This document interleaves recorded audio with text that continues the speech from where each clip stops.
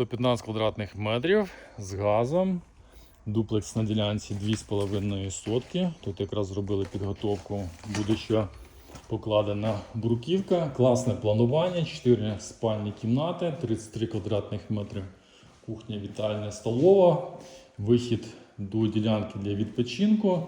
Власна свердловина, електрика, переливний септик, газ. Все в наявності. Спальня на першому поверсі. Сходи монолітні і 3 окремі спальні кімнати на другому. Посередині ванна. Ця кімната з гардеробною.